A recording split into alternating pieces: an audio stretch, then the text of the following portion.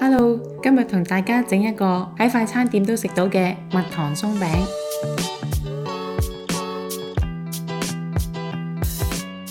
首先將焗爐預熱去到180度，跟住將低筋粉、powder粉同埋鹽一齊過篩，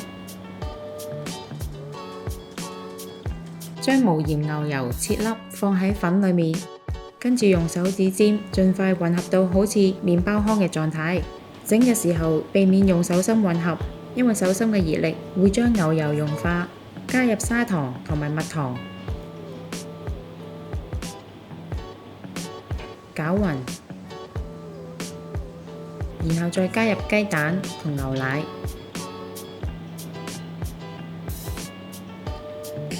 跟住用刮撈勻至粉粒消失。唔需要過度咁樣攪拌，鋪上牛油紙或者焗墊喺焗盤上面，用2隻匙羹幫手整形成至球狀，放喺焗墊上面，隨即放入焗爐，以180度焗20分鐘。喺烤焗嘅前半部，餅身會稍為下降，跟住之後佢會脹起至裂開。出爐之後，趁熱喺表面塗上1層蜜糖，咁就可以啦。